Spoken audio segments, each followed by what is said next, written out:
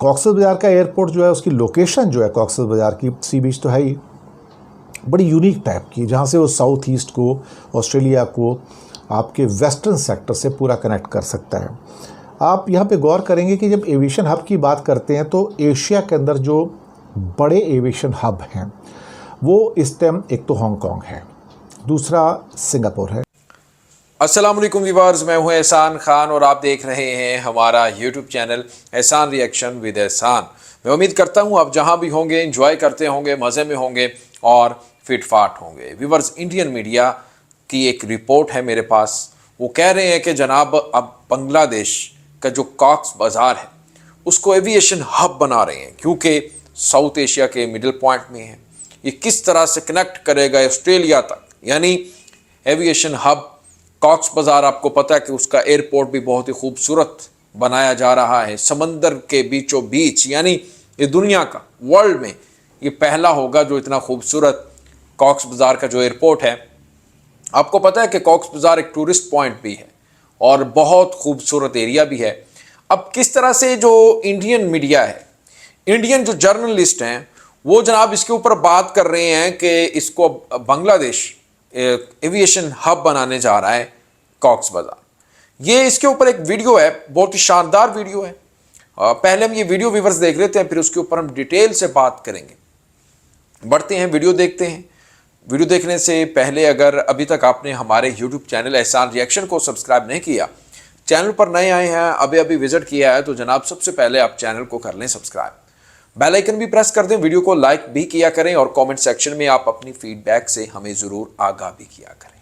बढ़ते हैं जी, वीडियो देखते हैं। 3, 2, 1 एंड क्यू। मैं दिनेश की ओर आप सबका स्वागत है न्यूज़ टाइम के अंदर। बांग्लादेश की प्राइम मिनिस्टर शेख हसीना ने एक बहुत ही ambitious project global aviation hub का कॉक्सेस बाज़ार में उद्घाटन किया है। ग्राउंड ब्रेकिंग सेरेमनी कहते हैं उसको।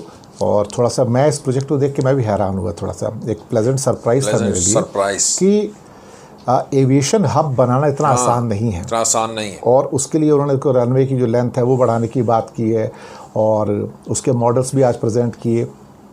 एक वर्चुअल प्रेजेंटेशन था, तो कंट्री को ग्लोबली बेनिफिट हो जाएगा उससे।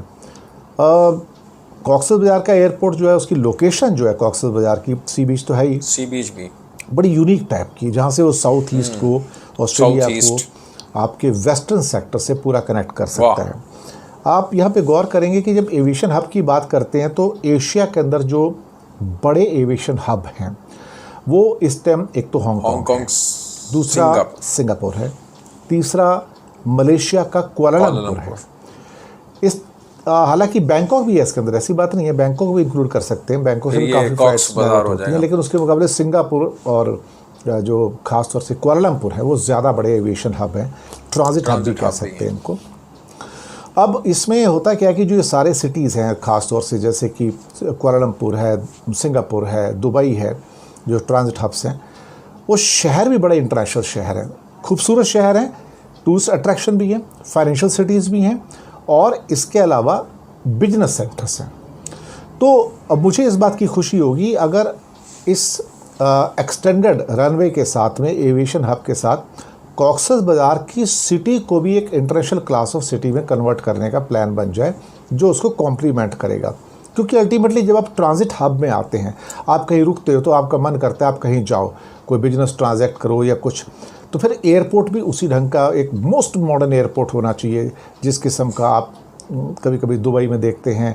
ये करके उसको कॉक्सेस बाज़ार को एक अच्छा इंटरनेशनल एयरपोर्ट और एक बिजनेस हब में चेंज करेंगे सिटी को, तो सिटी बहुत जल्दी ग्रो कर जाएगा और एविएशन हब भी बहुत आराम से बन जाएगा, क्योंकि उसको बैकग्राउंड भी चाहिए होता है, बैकवर्ड इंटीग्रेशन कहते हैं उसको, तो बैकवर्ड इंटीग्रेशन भी ज़रूरी है। और मुझे उम्मीद है कि बांग्लादेश की सरकार उस बारे में सोच रही होगी, कुछ ना कुछ एक, हालांकि 10-20 साल लगेंगे उसको, तो एक बैकवर्ड इंटीग्रेशन के अंदर। दूसरा उनका ये कहना है प्राइम मिनिस्टर का कि एक सईदपुर एयरपोर्ट है जो नॉर्थ के अंदर, उसको भी एक्सपेंड कर रहे हैं, जहाँ कि भूटान, नेपाल और इंडिया के कुछ पार्ट्स जो हैं उसको यूज़ कर सकें, और सिलेट जो नॉर्थ ईस्ट में है उसको एक्सपेंड कर रहे हैं, ताकि वहाँ से जो इंडिया की नॉर्थ ईस्ट स्टेट्स हैं वो लोग उसको एयरपोर्ट को यूज़ कर सकें।